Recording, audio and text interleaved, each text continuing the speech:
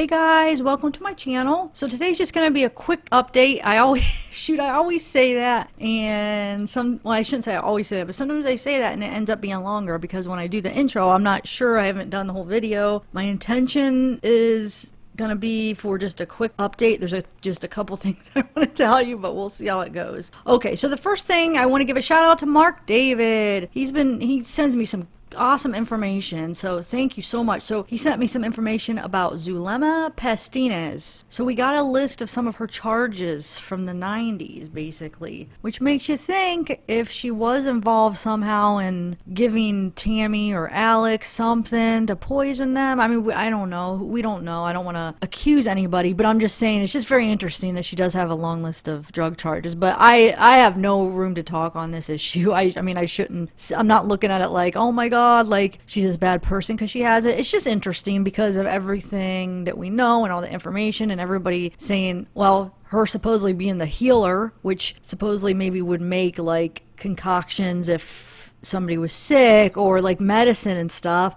and then you see that she has all these drug charges, so it's like, wonder what she's putting in that medicine.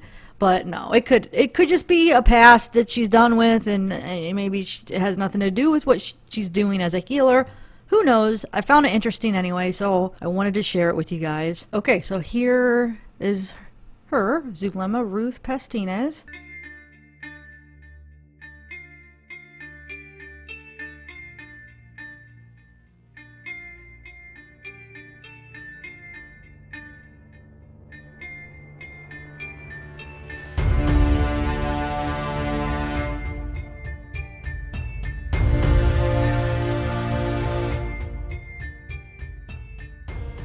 And then you go to her charges, which we'll just go down the list. So we have 1998, dangerous drug possession and use. And then there's something 1996, it doesn't say. And then 1998, another 1998 is drug paraphernalia, possession, use. Another one, 1998, is dangerous drug possession, use. Then we have 1996, which is dangerous drug possession, use. And then 2012 is not specified. So those were the charges that were available on Zulema. So I know a lot of you guys were interested in, some of her past, and you can't find much on her, like NK, at least. I mean, I guess we could find a little bit more on Zulema than we were able to on NK, I feel like. But so yeah, that's some stuff that Mark found. Mark David, thank you so much.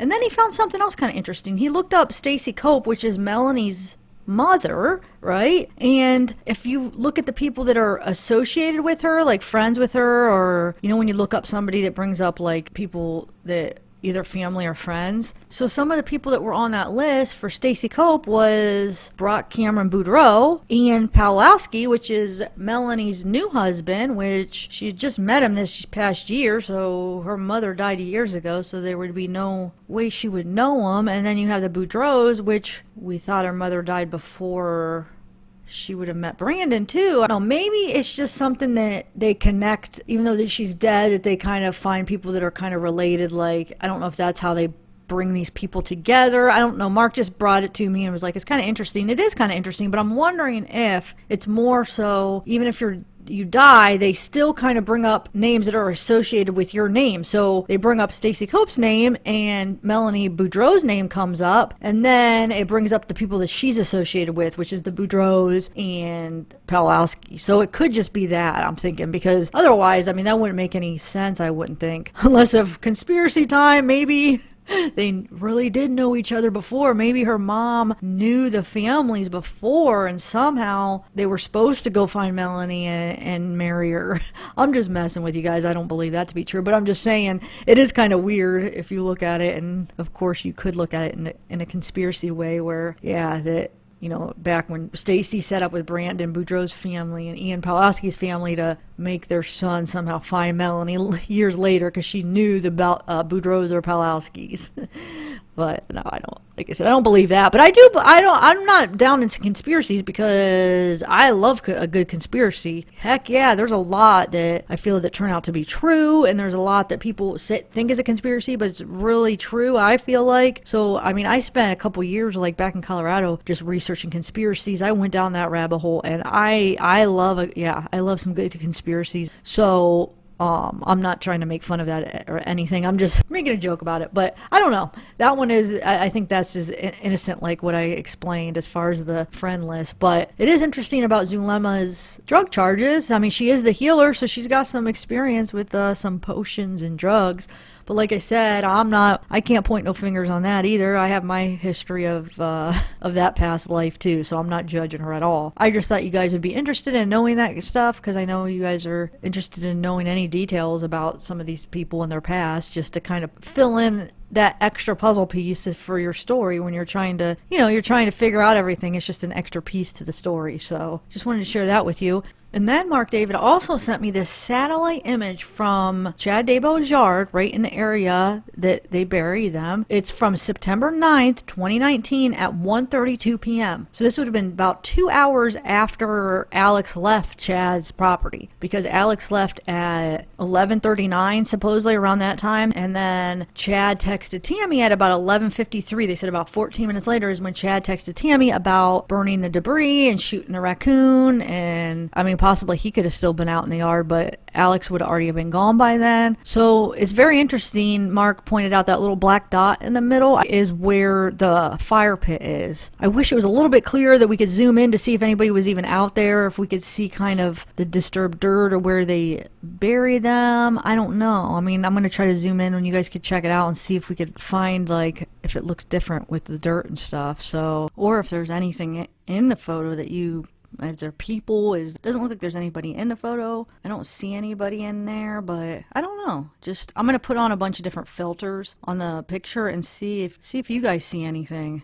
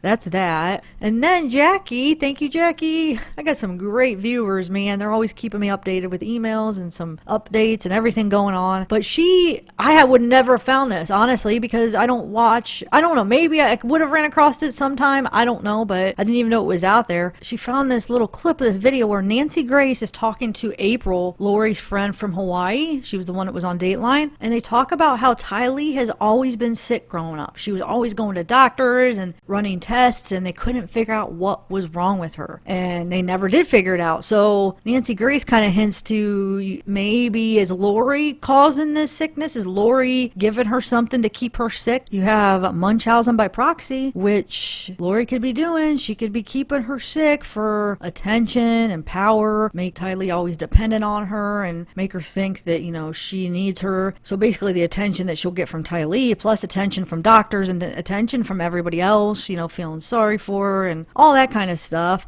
I mean, we know how Lori likes her attention. And you know what it made me think of was that interview with Colby. I think it was on Dateline. It was either his interview on Dateline or his interview with Justin Lum from Fox 10. But I think it was the one on Dateline where he said that remember when he said that when he met Kelsey and he got married to Kelsey, that Lori was kind of mad and almost like she was jealous? I don't remember the exact words he used, but I remember thinking that he was kind of implying that she was kind of jealous of him and jealous of Kelsey for basically marrying Colby because it took him away from her. And because remember, Colby even made that remark how it was just them two. They were, always together, and after he basically moved away, she didn't have him anymore. And it was like she was jealous. It was almost like, it seemed like she was like a boyfriend kind of jealousy, like he was her boyfriend or something. I remember I got that weird impression. So it makes me wonder, she moved the attention to Tylee, or she just needed that dependency from her kids. So could she have said, well,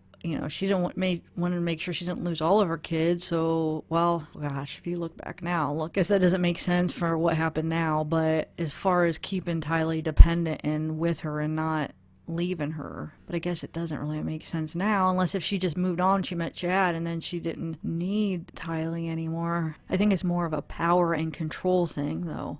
So I don't know. I mean, I don't know if she does possibly suffer from that. Now, I mean, this is the first I've heard of it. I mean, that is a real thing, the Munchausen by proxy. So whether it be that or whether it be Lori was trying to actually get rid of her, I don't know. I wonder if she was giving her something, like she was actually really trying to get rid of her then. Who knows? But it is kind of odd knowing what we know now. I mean, if you would take that and it was just that information, it wouldn't be that big of a deal. But putting it with all the information that we know now, it is kind of interesting, and there might be some information in there. There might be some kind of foul play going on now that we know what we know. So I don't know. Let me know what you guys think. I'm going to play you that clip right now. Was Tylee really planning on going to college? Tylee had a lot of health issues, and they could never really get to the bottom of them. What kind of health problems that the doctors couldn't figure out? Tylee was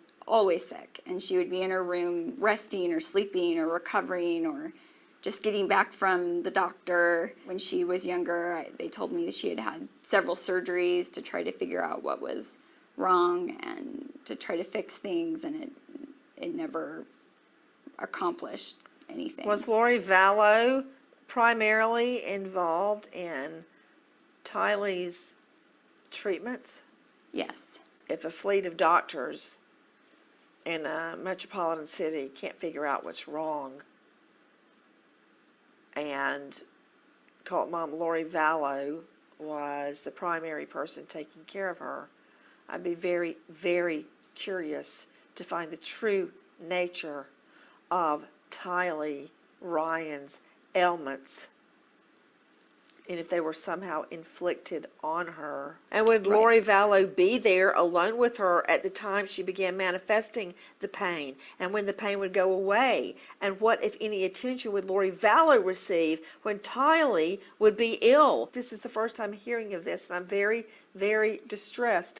So yeah, guys, after watching that clip, let me know what you guys think of that in the comments. Okay, so I'm going to end this here. Thanks again, Mark David and Jackie, for sharing this info with me. I appreciate it. And everybody else, have a good night. and be looking for that guest live. We're gonna be doing it. I think we're gonna do it Friday now. Sorry guys, it kind of got pushed back. So it'll be interesting. Yeah, it'll be. She's coming on, and so if you guys have any questions, please come with some questions. The guest was in a doomsday call herself and got out, so she's gonna kind of tell her experience with it. So I think it'll be interesting, and it'll be a kind of a good look inside of what is going on with all these people in this story. I mean, I hate to say story. It's a real life story in this drama with all these characters. We have Alex and Zulema and Melanie Gibb and Lori and Chad, and I mean they're all brainwashed to a degree. I mean, I think Chad, I think he's the one that's doing it or trying to convince all these people of his beliefs and that he has some kind of power and visions. And so she'll just kind of show you how it is, how somebody could actually get sucked into this and fall for it, you know, and kind of share how maybe some of their tactics and how they went about doing it